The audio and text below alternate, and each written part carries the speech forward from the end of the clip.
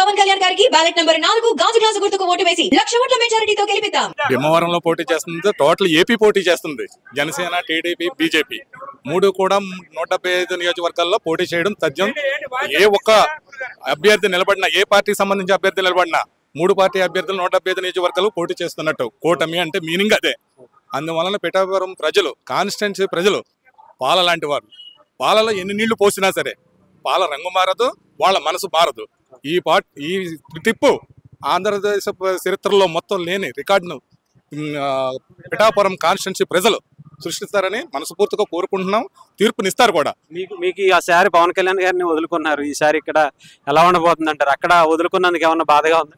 అక్కడ వదులుకున్నందుకు ఎందుకు వదులుకున్నారనేది ఆయనకు తెలుసు, ఎందుకు చేయాలనేది. అక్కడ సీటు జనసేనదే, ఇక్కడ సీటు జనసేనదే.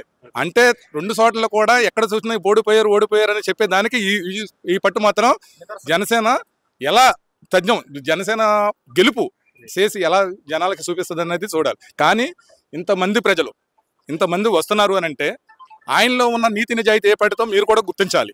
మీ స్టూడియో వాళ్ళు కూడా, మీ టీవీ మీడియా కూడా జనాలకు బాగా తెలియపరచాలి.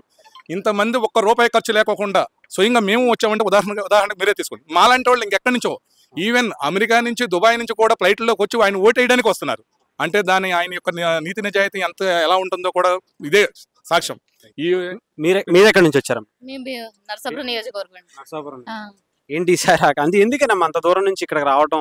పవన్ కళ్యాణ్ గారి గురించి, పవన్ కళ్యాణ్ గారి కోసం అంత అభిమానం ఏంటి అసలు ఆయన మీద? ఎందుకని? ఆయన చేసే విధి విధానాలన్నీ బాగుంటాయండి, ఆయన చెప్పేవన్నీ బాగుంటాయండి. ఏం చేసినా మంచిగా చేస్తారండి ఆయన. అందుకోసం అని చెప్పేసి ఆయన గెలిపించడానికి మేము ఓటు అడగడానికి పిఠాపురం వచ్చాము. ఒక నిజాయితీ పరుని గెలిపించడానికి ఇంతమంది కంకణ కట్టుకోవాలండి. నిజాయితీ పరుడండి ఆయన. అంటే ఇంతమంది కష్టపడుతున్నారు, మరి ప్రజల తీర్పు ఎలా ఉండదు పోతుంది అంటారు సార్? గా పవన్ కళ్యాణ్ గారి వైపే ఉంటదండి, మంచి వైపే ఉంటదండి. డెఫినెట్ గా ఉంటుంది ఇక్కడ ప్రజలుగా. అంటే భీమవరంలో గానీ నమ్ముతున్నామండి, ప్రజలు నమ్ముతున్నామండి. పవన్ కళ్యాణ్ గారు నమ్మారు, మేము నమ్ముతున్నామండి. కంపల్సరీగా పవన్ కళ్యాణ్ గారు 21 స్థానం గెలుస్తారండి. గెలిపించుకోవాలంటారు ఇక్కడ ప్రజలు? గెలిపించుకోవాలండి, గెలిపించుకోవాల్సిన బాధ్యత ప్రజల పైన ఉందండి, పిఠాపురం మీద ఉందండి.